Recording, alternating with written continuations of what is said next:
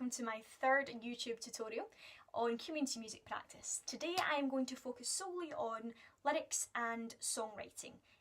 Reason being for this, I think it's a good component to have up your sleeve when you're taking community music sessions. Songwriting's a really good way to express yourself, and it's good to be able to teach others how to do it too. So in this video I'm going to cover a few different things which could help aid take a class. So to begin with, in my mind there are three ways to write a song, and that is to include the start of your song, the end of your song, and the middle of your song. And the middle section is where everything else happens. And in that middle section is where you make your choices. That is where decisions are made. Whether or not this riff works here or with this chord melody works there, whether those lyrics make sense together, whether they rhyme, whether they don't, that's where your decision making happens. So it's all in your brain, it's all there for you to be expressive and to create whatever masterpiece you want to create. No, all jokes aside, I would personally say there are 4 components to songwriting. That would be 1 lyrics, 2 music, 3 structure and rhythm, and 4 the emotional connection. So emotional connection can happen with any piece of music, just something that you relate to. Something you relate to. So if you're feeling down or upset one day and you hear a sad, depressing love song, then you're going to emotionally connect to it. You're going to do that. So thankfully the majority of songs that you'll create will have some sort of emotional attachment to someone. It might not be yourself, I would hope it would be yourself, it might not be, but it will have it to someone, because at one point in time someone will have experienced what you have experienced. Moving on to the rhythm section, which is something I always worried about when I first started songwriting, because I'm not massively... I am musical, but I follow sheet music. I don't create my own stuff, so I was like, how do I put this into a rhythm? How do I create chord progressions, blah blah blah blah? And I realised it was the most silly thing I'd ever spoken about, because we actually all have a drum machine right inside us, and it's our hearts. So cheesy, but so true. It beats. It's a drum beat for you to follow, as well as your breath, your movement, your entire body. It's just an absolute rhythm machine. It's fantastic, and you can use anything from it. Everything around you has rhythm. You don't need to worry about whether or not you can create it. You can take bits from other things, other people, other things you hear. It's endless opportunities for rhythm. Music, focusing on that aspect, I think the easiest way to think about it and not to stress about it is that you have spent hundreds and hundreds of hours listening to thousands and thousands and thousands of songs. You know the difference between Mozart and Miley Cyrus. You can understand what a song is, which means you can create a song. It might not be a Mozart symphony, but it's going to be something. It's going to be yours. So that's what today's tutorial is about, to create something in which you can be proud of, or at least say you've done, if you're not proud of it. I would hope you would be though, I really would. Something else that I worried about when I first started songwriting was the fact that I wasn't awfully great with my scales or creating music to go with lyrics. Lyric writing was always something I was reasonably strong at, but the music part, not so much. And then I realised that if you stick to a scale, everything in that scale works together. So that's always an alternative, that if you find a scale that works for you and works for your vocal range and how you would like the song to sound, then you can stick within that scale and play it safe if need be. Alright, so that's a good tip to have just in case you ever worry about that. And lyrics, lyrics is something that no one should worry about. Although we do, it's either an absolute love or an absolute hate. But lyrics are absolutely everywhere. Lyrics are something in which we use day to day all the time, because we use language continuously. It's just getting it down to the same part in the right place where you want it on a piece of paper, which is an important aspect to have whenever you're doing anything. Pen and paper, always.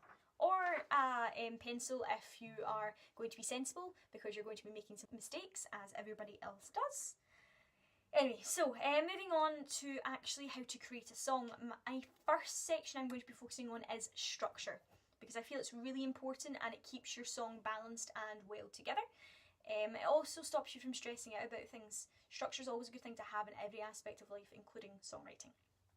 So to begin with, the easiest way, I think personally, if you don't have any ideas on what you want to focus on, is to create a mind map.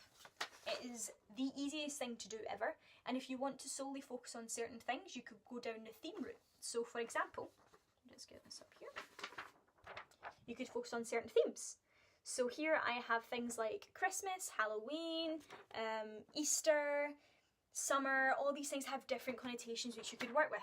So if we go on something like Halloween, that has items that you could speak of like pumpkins or trick-or-treating or friends or spooky ghosts. There's so many things to speak about.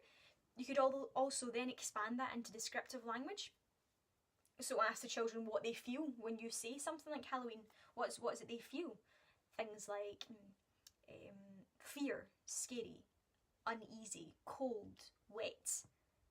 Everything they can relate to that you could use as lyrics. Descriptive language is great for writing lyrics. It's fantastic. It's great. So yeah, something as simple as that can get the brain flowing and ideas pumping. So I would suggest, highly suggest. The way I think of songwriting is, or the way I think of a structure is building blocks. So in popular music terms, you could go with a verse and a chorus. So you'll probably already know that the chorus is the part where people recognise and remember what it is that was said.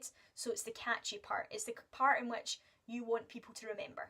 And in this section, people often include the title of their song as well, just so that people remember what the song's called also, which is quite a good idea. So yeah, that is verses, which are also as important as a chorus, but have a completely different let out, let rip, make it memorable, and your verse is what you explain is happening within your story, which is what a song is, a story.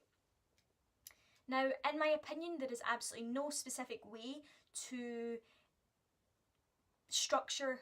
You can structure whatever way you want, particularly in a community music based setting where people might not be musically inclined and this could be new to them. I don't think you should force a set structure on them, but there are structures obviously available. If you want to go for something simple, you could go verse, chorus, and maybe throw in 2 verses, then another chorus, just to make it simple. Or we could map out a song like verse, chorus. Benefits of having a structure is that it lets you realise that you don't actually need much music involved in it, which can calm some minds of people who don't normally do this, because your chorus is always going to stay the same and your verse can always follow the same melody. It doesn't have to, but it can. It's an option. It's available for you, which is good.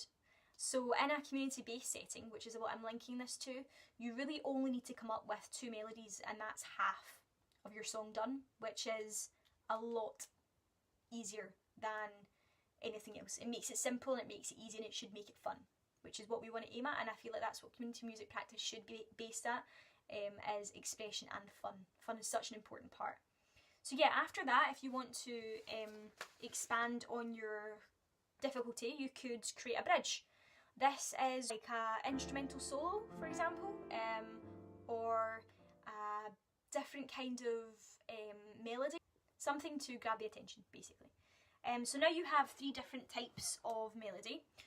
Your song should kind of look like verse, chorus, bridge, and then you could finish on a chorus, maybe. And I think finishing on a chorus is a clever thing to do, as it allows everyone to stay focused and it allows it to stay catchy. You want people to remember what you're doing, and having the chorus finish it off allows that to happen, I think.